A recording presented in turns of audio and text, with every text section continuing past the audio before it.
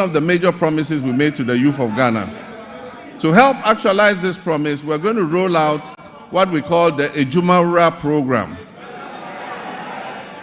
This initiative will create, track, and mentor young businesses annually with a special focus on our youth.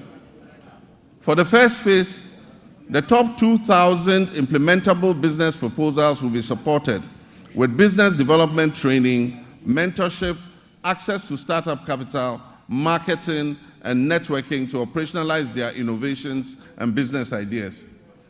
We will also launch our flagship National Apprenticeship Program to equip at least 10,000 young people in the informal sector with employable skills, including providing apprenticeship fees and startup kits when they have completed. The Youth Development and the Interior Ministries will facilitate the training of our young people in the Okada business in areas such as road safety regulations, financial literacy, and digital skills, as well as facilitating the acquisition of motorbikes. We will introduce electric motorcycles on a hire purchase scheme to eliminate the use of petrol and make their businesses more profitable. Mr. Speaker, Her Excellency the Vice President's Empowerment for Women and People with Disabilities program will also be launched this year. The program will target women and people with disabilities and other vulnerable groups to build their capacity and offer them access to finance to create their own jobs. Mr. Speaker, the Ministry of Communications, Digital Technology and Innovations will also focus on developing youth IT skills and fostering innovation. Under the 1 Million Coders program, young people receive training in coding, web app development, digital marketing, and other digital skills. This initiative aims to equip them with the necessary skills for employability in the digital ecosystem. We must provide meaningful and relevant education to prepare our youth for today's technology-driven job market. Despite various reforms, issues related to low-earning incomes persist within Ghana's educational system. I'm committed to ensuring that quality education remains a top priority. The system we have inherited is outdated in many ways and must be realigned to meet the needs of the 21st century and the fourth industrial revolution.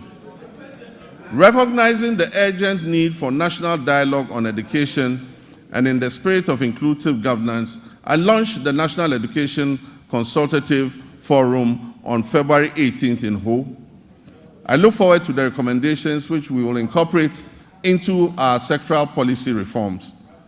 Mr. Speaker, even though Article 38 of the Constitution guarantees equitable access to education across Ghana, 30 years after the Free Compulsory Universal Basic Education FQ program was implemented, its full objectives remain unmet. To tackle this issue, government will redefine the scope of basic education and introduce the Zero to Hero initiative to enhance foundational literacy and numeracy. Additionally, ICT training will be integrated into early childhood education at the basic level. Over the next 3 years, it will be expanded to cover at least 300 classrooms, 30 centers of excellence, 1,000 teachers and district teacher support teams focusing on the teaching of mathematics and literacy.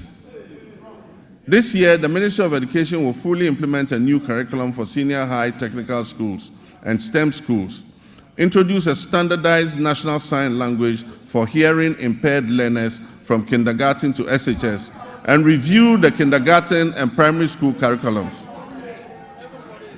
To increase access to quality education, we will scale up our social intervention programs like the capitation grants, the feeding grants for special schools, and the government's BECE registration initiative.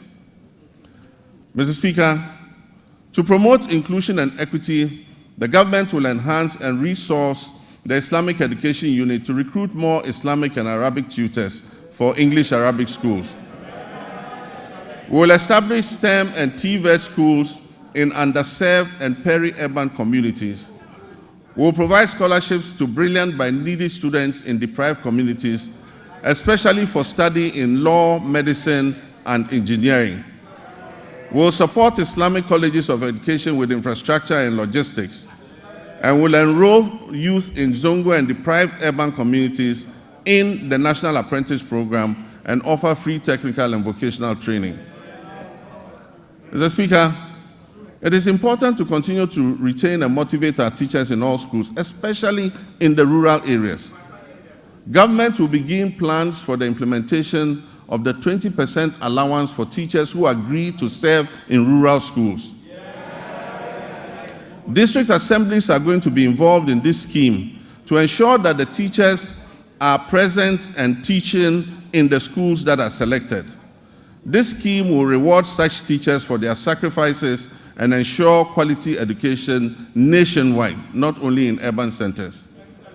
Mr. Speaker, as part of our Teacher Dabre initiative, the construction of teacher accommodation units to improve welfare and attract teachers to rural areas will commence this year.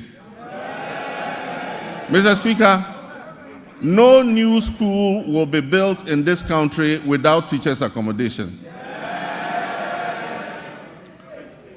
Mr. Speaker, honorable members, once again for emphasis and for the record, I, John Dramani Mahama, President of the Republic of Ghana, will not cancel the free SHS program.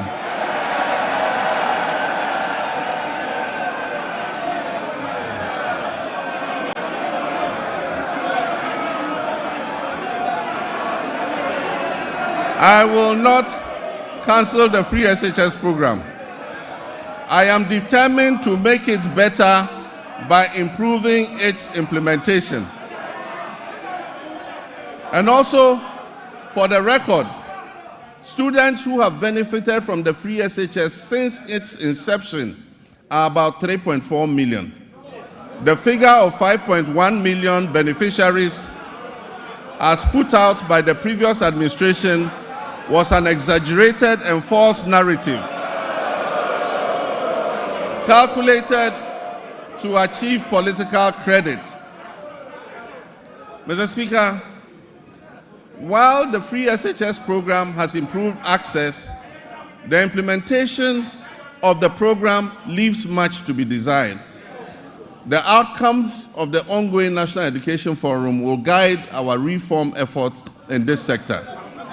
Mr. Speaker, in line with our promise, the Minister for Education has announced the restoration of parent-teacher associations, PTAs, in the running of schools.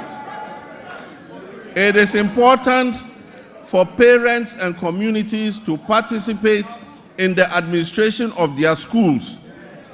The Ministry of Education and GAS will, however, ensure that PTAs do not impose unbearable financial burden on parents and students who cannot afford them.